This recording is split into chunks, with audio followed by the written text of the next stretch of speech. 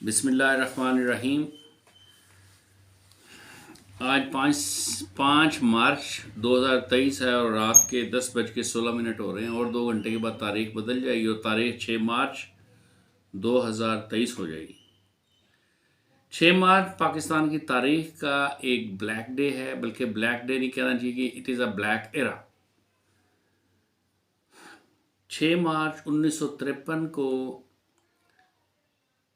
لاہور پنجاب میں بالعموم اور لاہور میں بالخصوص ایک بہت بڑا سانحہ پیش آیا، جس میں 1953 میں قادیانیوں اور سنی مسلمانوں کے درمیان ایک کلیش ہوا۔ اس کلیش کی وجہ جو تھے وہ قادیانی تھے، اور اس میں پاکستان کی تاریخ میں پہلی دفعہ لاہور میں 3 ماہ کے لیے کرفیو امپوز ہوا۔ اور اس دوران اس وقت جو چیف مارشل ایڈمنسٹریٹر تھا وہاں کا، اس کا نام جنرل اعظم خان تھا، اعظم خان برکی، اور بدقسمتی سے وہ قادیانی تھا، اور اس نے ایک بہت بڑا قتل عام کیا، اور اس میں 10,000 سے زیادہ صحیح العقیدہ سنی بریلوی مسلمان جو ہیں وہ شہید ہوئے۔ وہ شہید ہمارے پورے پاکستان، پوری امت کے ہیرو تھے، ہیرو ہیں، لیکن ہماری تاریخ میں سے، ہمارے ریکارڈز میں سے، ہماری ٹیکسٹ میں سے کسی جگہ پہ اس کا کوئی ذکر، کوئی تعارف اس واقعے کا، اس اتنے بڑے سانحے کا کسی قسم کا کوئی نشان آسانی سے اب باقی نہیں رہا۔ میں کوشش کروں گا کہ اس کو بہت سمرائز کر کے بیان کروں۔ ہونا تو یہ چاہیے کہ جس طرح میل گبسن نے حضرت عیسیٰ علیہ السلام کے آخری 16 گھنٹے کیسے گزرے اس کے اوپر ایک بڑی فلم بنائی تھی، پیشن آف دی کرائسٹ، تو جس میں مونیکا بلوسی تھی اور بہت بڑے بڑے ایکٹرز تھے، اور بڑی شاہکار مووی تھی وہ، اور اس نے ایک دفعہ یورپ اور امریکہ میں تہلکہ مچا دیا تھا، اور یہ ایجوکیشن دی تھی کہ اصل میں حضرت عیسیٰ علیہ السلام کے آخری 16-18 گھنٹوں میں ان کے ساتھ ہوا کیا تھا۔ اسی طرح اس کے اوپر بھی مووی بننی چاہیے تاکہ ہمیں ایجوکیشن ملے، ہم بھول گئے ہیں کہ کیا ہوا تھا۔ میں کوشش کرتا ہوں کہ آپ کے سامنے اس کو سمرائز کروں۔ 1880 کے قریب کی بات ہے جب غلام احمد قادیانی فتنہ، مرزائیت کا فتنہ اور نبی ہونے کے دعوے کا فتنہ جو ہے وہ بر صغیر میں، ہندوستان میں انگریزوں کے آشرواد سے یہاں پہ شروع کیا، اور لگ بھگ 12 کے قریب اس نے دعوے کیے، اور جس میں نبوت کا دعویٰ بھی تھا، ذلی نبی کا دعویٰ بھی تھا، بروزی نبی کا دعویٰ بھی تھا، پھر مجدد ہونے کا دعویٰ بھی تھا، پھر اللہ کے نعوذ باللہ اس لائن نے حضور نبی کریم صلی اللہ علیہ وسلم سے بھی افضل نبی ہونے کا بھی دعویٰ کیا۔ یہ سب باتیں اس کی کتابوں میں موجود ہیں۔ اسی وقت مسلمانوں میں ختم نبوت کے حوالے سے تنظیمیں بننا شروع ہو گئیں، اور اس کے آگے بند باندھنے کی کوشش کی لوگوں نے، مسلمانوں نے، اور ایک ٹگ آف وار تھا جو اس وقت شروع ہوا۔ یہ چلتے 1947 آ گیا، پاکستان بن گیا۔ پاکستان ایک نظریاتی مملکت تھی، ایک مملکت خدا داد تھی، یہ پوری زمین پہ، دھرتی پہ، دنیا میں، اس پلانٹ پہ ایک واحد ایڈیالوجیکل اسٹیٹ تھی اور ہے۔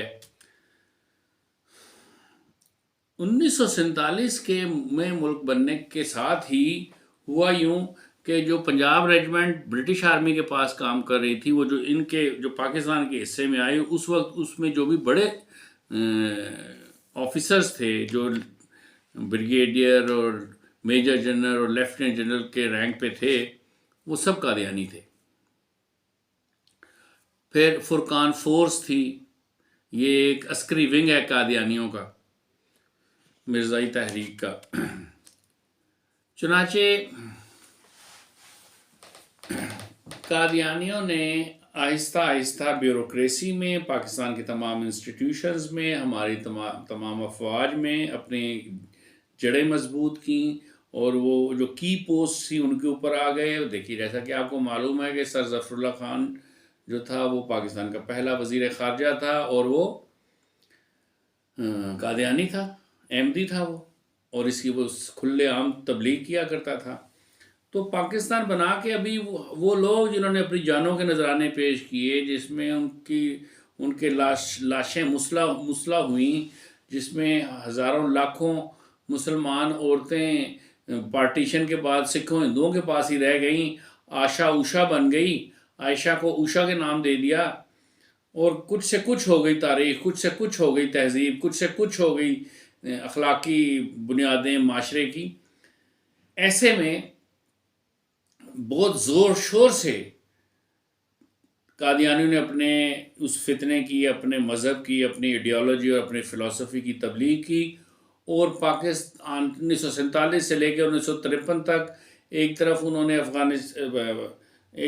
نے بلوچستان کے قبائلی سرداروں تک رسائی حاصل کر لی، اور ان میں سے زیادہ کو قادیانی وہ پہلے ہی بنا چکے تھے پاکستان بننے سے پہلے، جیسے کہ میر ظفر اللہ خان جمالی اور اس کے خاندان کے جتنے بڑے انسیسٹرز ہیں پچھلے 100 سال کے، وہ سارے قادیانی تھے.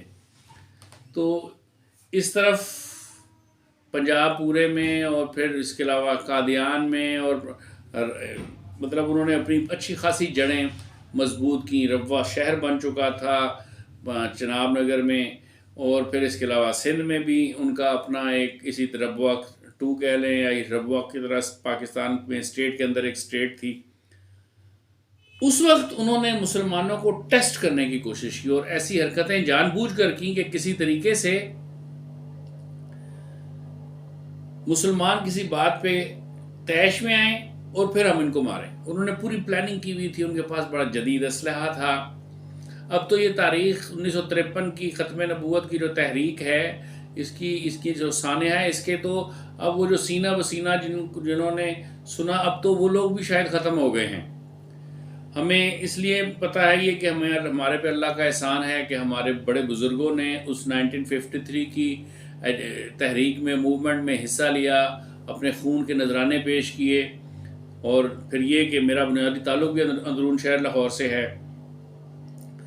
تو یہ ایک ایسا وقت تھا کہ جب مسلمانوں کو یہ احساس ہوا کہ یہ کیا ہوا، انگریزوں کی غلامی سے نکلنے کے بعد قادیانیوں کی غلامی میں آ گئے ہیں.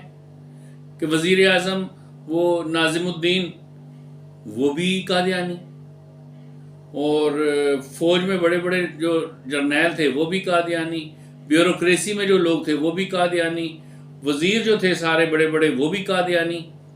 تو انہیں ایسے لگا کہ جیسے پاکستان کسی نے ہائی جیک کر لیا ہے. اور پھر یہ جو پنجاب کو اس وقت کا جو وزیر اعلیٰ تھا، ممتاز دولتانہ نام تھا اس کا، اس کے بارے میں ایسی مشہور ہے کہ وہ اینٹی قادیانی تھا، اور اس کی وجہ سے اس کو ریزائن کرنا پڑا. حالانکہ یہ ایک آئی واش ہے، اور حقیقت یہ ہے کہ وہ بھی قادیانی تھا، اور اس کے بڑے بھی قادیانی تھے، اور ان کا سارا ڈیٹا تاریخ احمدیت میں سے قادیانیوں کے پاس سے ملتا ہے. قادیانی خود اس کو ایکنالج کرتے تھے کہ وہ اور اس کے بڑے سب قادیانی تھے. تو جب مسلمانوں کو، عام آدمی کو اس بات کا احساس ہوا کہ اس وقت ہمارے پاس ہمارا پورے کا پورے ملک پہ جو کی پوسٹ پہ لوگ بیٹھے ہوئے ہیں سب قادیانی ہیں، اور قادیانی مذہب کی تبلیغ کر رہے ہیں، اور کھلم کھلا مسجدوں پہ حملے کر رہے ہیں اور بدماشی کر رہے ہیں پنجاب بھر میں. اور وزیر خارجہ جو ہے وہ کہیں پہ بھی کھڑا ہوتا ہے، کسی بھی اسٹیج پہ کھڑا ہوتا ہے، وہ بیسیکلی ہوتا تو پاکستان کی ریاست کا نمائندہ ہے، ایمبیسڈر ہے، لیکن وہاں پہ وہ کھڑا ہو کے تبلیغ جو ہے وہ احمدیت کی کر رہا ہوتا ہے. اور پھر اس نے جتنا بڑا چین بنایا پورے کا پورا پاکستان کے، جہاں کہیں سفارت خانے تھے وہاں پہ سفیر سے لے کے چپڑاسی تک سب قادیانی تھے. اور پھر پاکستان کی دولت کو بے درے کی استعمال کرتے ہوئے دنیا بھر میں وہ تبلیغ کر رہے تھے قادیانیت کی. تو یہ صورتحال بڑی تشویشناک تھی. اس کے اوپر پھر مسلمانوں نے مزاحمت کی، علماء کرام اکٹھے ہو گئے، اور پھر انہوں نے اس کے اوپر وزیر اعظم سے ملاقات کی، جس میں انہوں نے اپنا 7 نکاتی ایک ایجنڈا پیش کیا، جس میں انہوں نے کہا کہ یہ جو قادیانی جو ہیں پاکستان کی جتنے بھی اداروں کی کی پوسٹ ہیں ان کے اوپر سے قادیانیوں کو ہٹایا جائے، ریموو کیا جائے، اور سر ظفر اللہ کو بھی ہٹایا جائے وزارت خارجہ سے. اور ایک خاص مطالبہ یہ تھا کہ قادیانیوں کو مائنورٹی اور کافر قرار دیا جائے.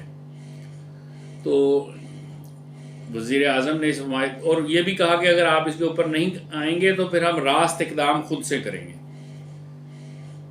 یہ کراچی میں کانفرنس کے بعد ایک بڑی میٹنگ تھی علماء کی. اس کے بعد وہاں پہ انہوں نے یہ اپنا سارا جو بھی ڈاکیومنٹ تھا یہ گورنمنٹ کو پیش کر دیا. گورنمنٹ نے اس کے اوپر کوئی بڑا جو ہے نا پازیٹیو ایکشن نہیں لیا.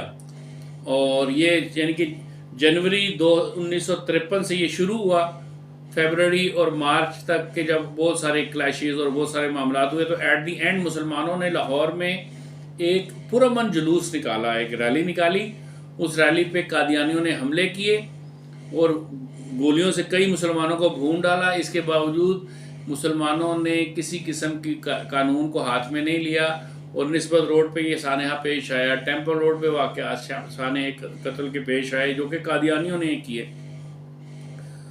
اس وقت جو لوگ بظاہر لیڈ کر رہے تھے علماء کرام میں, ان میں سید عطاء اللہ شاہ بخاری تھے, محمد عبدالغفور ہزاروی تھے, سید فیض الحسن شاہ صاحب تھے, سید ابو ذر غفاری تھے, اور سید ابو ذر بخاری تھے, مولانا مظہر علی اظہر تھے, ماسٹر تاج الدین انصاری تھے, ابو الاعلیٰ مودودی اور عبدالستار خان نیازی صاحب تھے. اور دوسری طرف اس موومنٹ کو کچلنے کے لیے فوج کی طرف سے جو لوگ ریپریزنٹیٹیو تھے ان میں جنرل اعظم خان برقی تھا اور رحیم الدین خان تھا. یہ شاید اس وقت کیپٹن یا میجر کے رینک کا تھا. یہ رحیم الدین میجر جنرل رحیم الدین وہی ہے جو کہ جاز الحق قادیانی کا خسر بھی تھا. یہ بھی حال ہی میں کچھ سوا سال ہوا یہ فوت ہوا ہے. تو یہ ایجیٹیشن, یہ موومنٹ بہت بڑی موومنٹ تھی. پھر لاہور اندرون شہر میں ایک وزیر خان مسجد ہے, میں نے درجنوں سینکڑوں دفعہ وہ دیکھی ہے, میرا زندگی وہیں پہ گزری ہے. وہاں پہ مرکز بنایا مسلمانوں نے اس کو, اور وہاں پہ وہ تقاریر کرتے تھے اور ڈسپرس ہو جاتے تھے. اس پوری کی پوری موومنٹ کو تحریک ختم نبوت کی 1953 کی جو موومنٹ تھی یہ کوئی 2-4-5 دنوں میں 2-4-5 مہینوں میں نہیں تیار ہوئی تھی. یہ 1880 سے ایک لاوا پک رہا تھا اور اس ایک ایسی خاص تاریخ کا ایک ایسا خاص مرحلہ آیا کہ لاہور میں آ کے یہ لاوا پھٹ گیا. اور المیہ کی بات یہ ہے کہ جب فوج نے ایکشن کیا تو جتنے بھی یہ علماء کرام تھے جنہوں نے لوگوں کو اتنا ہائیلی موٹیویٹڈ کیا اور لوگ حضور نبی کریم صلی اللہ علیہ وسلم کی محبت میں اور عشق میں نکل آئے اور سینے پہ گولیاں کھانے کے لیے تیار ہو گئے. تو جب ان کو یہ لگا کہ اب کرفیو لگا اور اب بہت بڑی پیمانے پہ فوج قتل و غارت کرے گی تو سارے علماء کرام بھاگے. کسی نے بھی سامنے سینے پہ گولی نہیں کھائی, کسی نے اس وقت لیڈ نہیں کیا, اور بیچارے مسلمانوں کو نہتا چھوڑ دیا ایسے ہی. آرم لیس تھے وہ سب کے سب. اس میں جتنا بھی مثال کے طور پہ ایک واقعہ پیش آیا جس میں جب ایٹ دی اینڈ, یہ حقیقت ہے نا, یہ آج نہیں تو کل نہیں تو پرسوں, جتنا مرضی قادیانی جو ہیں وہ کنٹرول کر لیں میڈیا کو, ہماری بکس کو, ہماری تاریخ کو, ایٹ دی اینڈ تو ظاہر ہے چیزیں کھل کے سامنے آ ہی جائیں گی کسی نہ کسی دن. عبدالستار خان نیازی صاحب کو جب اس وقت اس بات کا اندازہ ہوا کہ اب ایکشن ہوگا اور پھر میں بچوں گا نہیں اور میں ہٹ لسٹ پہ ہوں, تو انہوں نے کہا کہ میرے لیے شیو کا سامان لے آؤ اور کپڑے بھی دوسرے لے آؤ. انہوں نے کپڑے تبدیل کیے اور اپنی داڑھی مونڈ دی وہاں پہ. یہ میں بڑی ذمہ داری سے بات کہہ رہا ہوں. میرے نانا, میرے پرنانا, یہ سب اس وقت 1953 کی موومنٹ میں موجود تھے.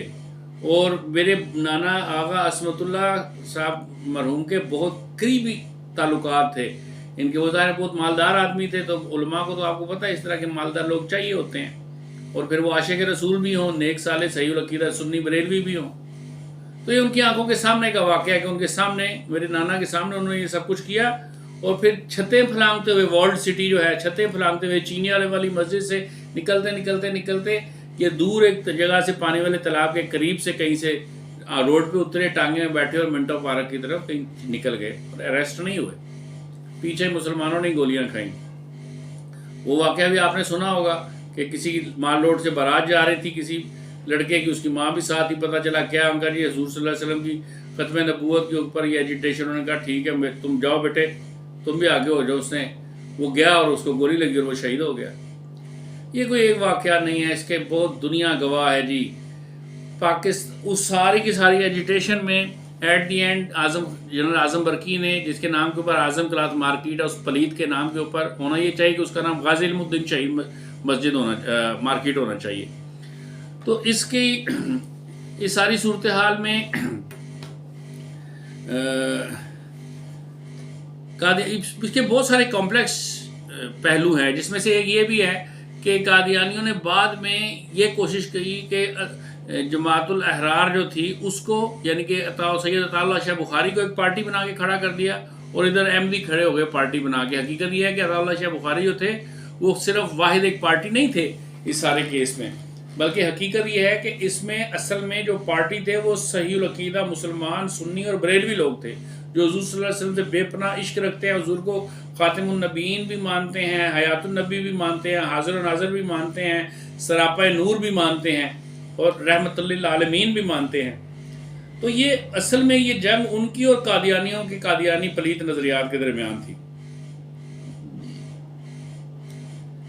اس سانحے میں 3 مہینے تک مسلسل لاہور میں جو ہے وہ کرفیو امپوز رہا، اور اس دوران ایک دفعہ انہوں نے باقاعدہ ٹینکوں سے وزیر خان کی مسجد کو اڑانے کا پروگرام بنایا. تو کسی نے کہا جناب یہاں پہ اگر جب آپ ٹینک سے فائر کریں گے اور بڑے بم چلائیں گے تو یہ شہر بہت 200-250-300 سال پرانا ہے، یہ سارا ہی ڈہ جائے گا، پرانا ہے یہ مسجد، اور شہید ہوگی لیکن وہ بھی ہو جائے گا. یہ وہی 1953 ہے جب جنرل رحیم الدین جیسی پلیت زندیق اور جہنمی کتے نے وزیر خان کی مسجد کے اندر داخل ہو کے اندر جا کے جو ہے وہ فائر کھولا، اور اس وقت اس نے بوٹ پہنے ہوئے تھے، جوتے پہنے ہوئے تھے، اور سٹین گن کی شارٹ رینج سے درجنوں مسلمانوں کو اس نے موت کے گھاٹ اتار دیا، شہید کر دیا، اور اس کے اوپر ساری زندگی کوئی کیس نہیں بنا. یہ واقعہ کتنا بڑا ہے اس کا اندازہ لگانا اس کے لیے یہ ایک ویلاگ کافی نہیں ہے. 10,000 سے زیادہ لوگ اس میں شہید ہوئے جو کہ پاکستان کی اس امت کے ہیرو تھے، اور ان ہیروز کو فوج نے جنرل اعظم کے آرڈر کے اوپر مار کے بڈھے دریا میں پھینک دیا. بڈھا دریا کہتے ہیں وہ مینار پاکستان کے ساتھ کی طرف نہ آگے، ادھر جہاں پہ چھتری والے بابے کا مزار تھا، جو یہ ہمارے پلیت کیا نام ہے ہمارے پلیت وزیر اعظم نے اس کو گرا دیا اور اس کو وہاں سے ریموو کر دیا، حضرت بابا چھتری والا کے مزار کو. وہاں پہ قریب پہلے کسی زمانے میں ایک بڈھا دریا ہوتا تھا، راوی کو بڈھا دریا کہتے تھے، وہ ایک نالے کی شکل میں رہ گیا ہوتا، اس بے یار و مددگار اس میں بہا دیا گیا ان کو. اور اس کے بارے میں بہت سارے شواہد ہیں کہ ان کو لے جا کر چھانگا مانگا کے جنگل میں آگ لگا دی گئی، تدفین ہی نہیں کی، ان کے نام و نشان مٹا دیا ان 10,000 لوگوں کا. ہماری اس فوج نے، جس کے بارے میں ہم یہ تصور رکھتے ہیں، یہ گمان رکھتے ہیں کہ یہ غزوہ ہند میں اس کا ہراول دستہ ہوگا، جو ہم یہ سمجھتے ہیں کہ یہ ہمارا یہ گڈ پرسیپشن ہے کہ یہ لوگ جو ہیں وہ کل کو امام مہدی کی فوج کا حصہ بنیں گے. وہ لوگ جو حضور ختم نبوت پہ قادیانیوں کی سائڈ سے کھڑے ہوئے اور حضور نبی کریم صلی اللہ علیہ وسلم کے عاشقوں کو اور غلاموں کو بے دریغ قتل کیا انہوں نے، اور 10,000 سے زیادہ لوگوں کو قتل کیا. 1953 کے اس قتل عام کے اوپر بعد میں ایک کمیشن بٹھایا گیا جس میں جسٹس محمد منیر اور ایم آر کیانی، یہ محمد رستم کیانی تھا شاید، یہ 2 جو جرنیل تھے، ان کی سربراہی میں ایک کمیشن بنایا گیا جس نے 387 صفحات پر مبنی اپنی رپورٹ پیش کی، اور اس میں شاید 1.5-2 سال لگ گئے. اور وہ رپورٹ ایسی تھی جس میں کہ انہوں نے یہ ثابت کرنے کی کوشش کی اور کہ قادیانی ٹھیک تھے. اور کمال کی بات یہ ہے کہ آج اس بات کو 30-32 سال، پتہ نہیں کتنے سال گزرنے، 30-32 تو نہیں، 53 سے لے کر ابھی تک سوچے کتنا وقت گزر گیا ہے، اور اب جا کے جو ہے وہ یہ پتہ چلا. یہ بھی چند لوگوں کو جن کو انگلیوں پہ گنا جا سکتا ہے ان کو یہ پتہ ہے کہ جسٹس منیر اور ایم آر کیانی یہ دونوں قادیانی تھے. تو ہم نے اپنے ہیروز کو بلا دیا. ہونا یہ چاہیے کہ جن لوگوں نے بھی یہ والا آپریشن کیا ان سے سارے فوجی اعزاز واپس لے لیے جانے چاہیے تھے. ان کا نشان اگر وہ اس دنیا سے چلے گئے ہیں تو ان کو گراؤنڈ ایون کر دینا چاہیے تھا. ٹھیک ہے. اور ہونا یہ چاہیے تھا کہ ہم کوئی ایک یادگار بناتے. آپ دیکھیں پنجاب، مشرقی پنجاب میں بھگت سنگھ کی قربانی کی وجہ سے کتنی اس کی یادگاریں بنائی ہیں سکھوں نے، کتنا بڑی پذیرائی دی ہے انہوں نے ان کو. چھوٹا سا واقعہ لگتا ہے نا، 10,000 کا فگر کو بہت بڑا فگر نہیں لگتا. لیکن آپ کو معلوم ہے کہ 1897 کی جنگ آزادی میں لاہور میں 3 ماہ میں 5,650 معصوم شہریوں کو انگریزوں نے قتل کیا. یعنی کہ 1953 کے واقعے سے آدھے لوگ جو ہے وہ اس میں قتل ہوئے تھے. یا اس وقت جو جس واقعے کو جو سب سے بڑا مساکر اور قتل عام خیال تصور کیا جاتا ہے وہ ہے سربرینیکا مساکر جسے ہم کہتے ہیں، جس میں بوزنیا ہرزگووینا کے نہتے معصوم مسلمانوں کا قتل عام ہوا تھا. اس میں 7,000 لوگ جو ہے وہ قتل ہوئے تھے. 13 اپریل 1979 کو امرتسر جلیاں والا باغ کے مقام پر انگریز حکومت نے عوام کے ہجوم پر فائر کھول دیا، جس کے نتیجے میں 379 لوگ جو ہے وہ ہلاک ہو گئے اور 1200 کے قریب انجرڈ ہوئے. کتنا بڑا واقعہ ہے جلیاں والا باغ کا. آپ تاریخ کی کوئی بھی برِ صغیر کی کتاب اٹھا کے کھول کے دیکھیں، آپ کو جلیاں والا باغ جو ہے نا اس کا واقعہ آپ کو ملے گا. اور اس واقعے نے آنے والے ہندوستان کی سیاسی تاریخ بدل کے رکھ دی، اس کی معیشت کو بھی بدل کے رکھ دیا. 9/11 کے واقعے کو آپ دیکھ لیں کہ 9/11 کے دہشت گرد حملے میں 2,753 افراد ہلاک ہوئے، جن میں 343 فائر فائٹرز بھی شامل ہیں. یہ فائر فائٹرز کہتے ہیں وہ جو آگ بجھانے والے اہلکار ہوتے ہیں ان کو. اس واقعے نے دنیا کی معیشت اور تقدیر دونوں کو تبدیل کر دیا. افراد 3,000 سے زیادہ نہیں ہیں، کم ہی ہیں. اسی کے نتیجے اور پھر اس کے نتیجے میں پاکستان اور افغانستان کے اوپر جنگ مسلط ہوئی. 1857 کی جنگ آزادی میں 2,392 انگریز فوجی مارے گئے،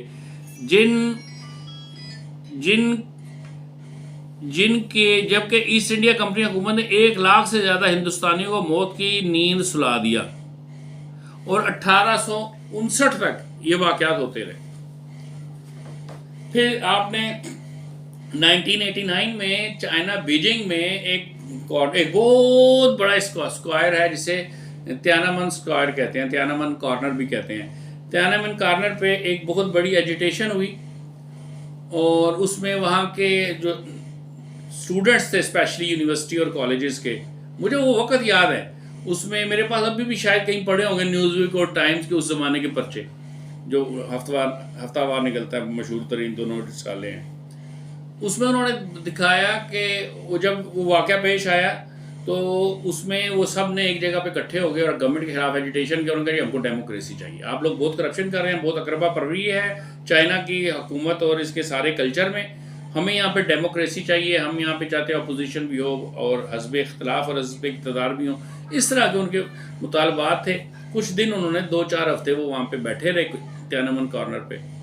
اس کے بعد جب انہوں نے فائر کھولا ہے، جب انہوں نے ٹینک چلائے ہیں وہاں پہ، تو جو سرکاری اعداد و شمار ہے وہ تو یہ کہتے ہیں کہ وہاں پہ صرف 200 کے 250 کے قریب لوگ جو ہیں وہ مارے گئے، جس میں فوجی بھی تھے اور سویلینز بھی تھے. لیکن جو آزاد ذرائع ہیں وہ یہ بتاتے ہیں کہ 10,000 سے زیادہ لوگ اس میں مارے گئے.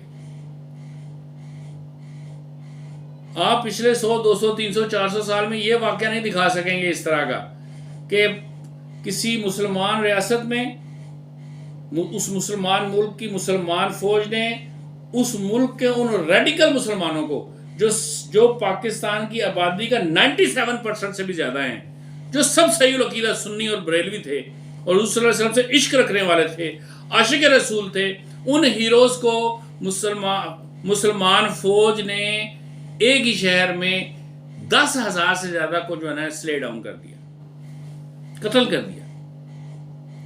اور آج بھی ہم کوئی بھی آپ دیکھیں، ابھی وہ خادم حسین رضوی فوت ہوا ہے تو اس کا عرس منا رہے ہیں لوگ، اس پہ لاکھوں کروڑوں روپے اکٹھے ہو رہے ہیں، سب مال بنا رہے ہیں، مزار بھی بن گیا ان کا. لیکن 1953 کے واقعے میں جو ہمارے ہیروز اصل اس امت کے ہیرو تھے وہ جب شہید ہوئے تو ان کے لیے آج تک کسی نے مطالبہ نہیں کیا کہ پاکستان میں ایک یادگار بننی چاہیے تاکہ آنے والی نسلوں کو یہ یاد رہے کہ ہم مسلمان ہیں، ہم سنی ہیں، اللہ کے نبی بھی ہم نے کلمہ پڑھا ہے، اور ہمارے نبی کے تحفظ ختم نبوت کی جب بات آئی تو قادیانیوں کے سامنے ہم کھڑے ہو گئے اور ہم نے اس وقت اپنی جان کے نذرانے پیش کیے اور جام شہادت نوش کیے، اور ایک نے نہیں، دو نے نہیں، 10 نے نہیں، 20 نے نہیں، 1000 نے نہیں، 10,000 سے زیادہ لوگوں نے.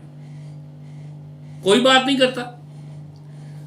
سکھوں کا واقعہ ہوا ہے، آپ دیکھیں یہ جو دربار صاحب جب اندرا گاندھی نے اٹیک کیا ہے، وہ بلو سٹار آپریشن بلو سٹار کیا، کتنے بندے اس کے اندر فوت ہوئے ہیں، قتل ہوئے ہیں، بندے مرے ہیں. ان کی کل تعداد جو ہے وہ 2,000 سے زیادہ نہیں بتاتی گورنمنٹ، جس میں اپنے فوجی بھی بتاتی ہے اتنے تھے، لیکن 8-10 ہزار مرے. کتنا بڑا سانیہ ہے. کیا ہسٹری میں سے کہیں پہ بھی یہ ریموو ہوا ہے؟ کہیں پہ بھی یہ ڈیلیٹ ہوا ہے؟ تیانامن کارنر کا واقعہ ہو، مے ڈے کا واقعہ ہو، جسے ہم یوم مئی کا واقعہ، جو پتہ کوئی نہیں ہے کہ یوم مئی کی ہم چھٹی کیوں کرتے ہیں، اس کے پیچھے کا جو واقعہ مے ڈے کا، تیانامن کارنر کا چائنا کا جو واقعہ ہے، سانیہ ہے وہ، پھر آپ جلیاں والا باغ کا دیکھ لیں، 9/11 کا دیکھ لیں، پھر آپریشن بلو سٹار دیکھ لیں. یہ سب کیا ہیں؟ یہ سب ایگزسٹ کرتے ہیں تاریخ میں. اگر کوئی واقعہ ایگزسٹ نہیں کرتا ہے تو 1953 کے 10,000 مسلمانوں کی شہادت کا واقعہ ایگزسٹ نہیں کرتا. کیوں؟ کیا ہم نے یہ ملک، یہ مٹی، یہ زمین، یہ دھرتی اس لیے حاصل کی تھی کہ جب ہم یہ کیک بنا لیں تو بعد میں چھری جو ہے وہ قادیانیوں کے ہاتھ میں دیتے کہ کاٹ لو جہاں سے دل کرتا ہے، تمہارے باپ کا مال ہے؟ اور ڈر ڈر کے کیا لینا بھائی؟ بندہ گولی، ٹینک، بم، ایٹم بم، ڈسپرین سے بھی مر جاتا ہے. اتنی اونچے صوفے سے نیچے گر کے بھی میں مر سکتا ہوں، تو سچ بات کر کے کیوں نہ مروں؟ اس بات کو سمجھیں، جانیں. ہونا یہ چاہیے کہ ہم اس بات کا مطالبہ کریں. ہونا یہ چاہیے کہ پاکستان میں 6 مارچ 1953 کو چھٹی ہونی چاہیے، اور اس کے اوپر مختلف قسم کے سیمینارز ہونے چاہیے تاکہ آنے والی نسل کو یہ معلوم ہو کہ ہمارے بڑے کون تھے، انہوں نے کس طرح جام شہادت نوش کیا تھا اس ملک میں ختم نبوت کے لیے اور ختم نبوت کے تحفظ میں، اور کس طرح سے ہم نے ریزسٹ کیا تھا قادیانیوں کے سامنے. یہ ہوگا، اگر کچھ بھی نہیں تو کم از کم اویئرنیس تو ہوگی لوگوں کو.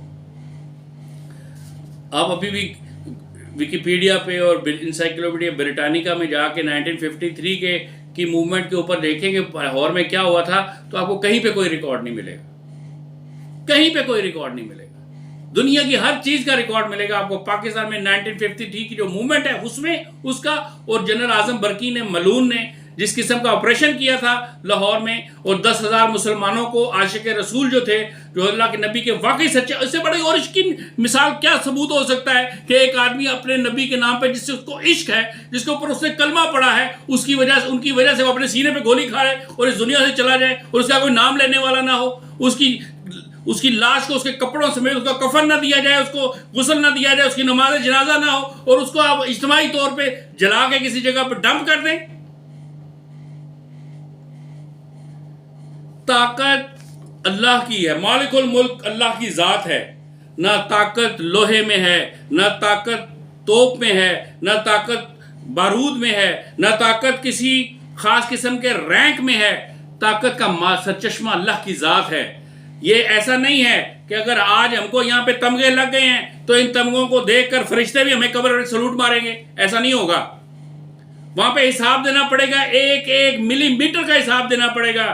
ہر بندہ وہ جس کا ناحق قتل ہوا ہے اس دھرتی کے اوپر، اس کے خون کے ایک ایک مالیکیول کا حساب دینا پڑے گا.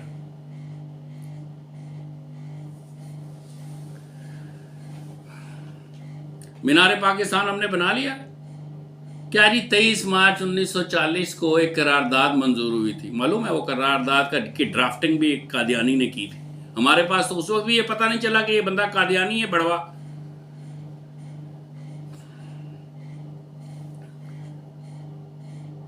آج میں یہ عام انسانوں سے یہ اپیل کرنا چاہتا ہوں، یہ مذہبی طبقے سے نہیں. مذہبی طبقے نے تو مال بنانا ہے، عرس کر رہے ہیں.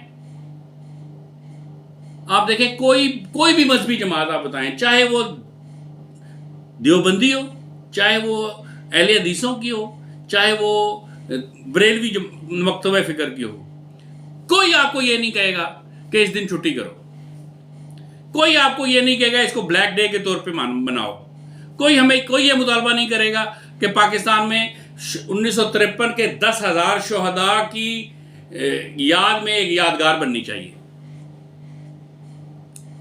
یہ والا منہ ہم کیسے دکھائیں گے ادھر جا کے اس قیامت والے دن جو کبھی بھی برپا ہو جائے گی،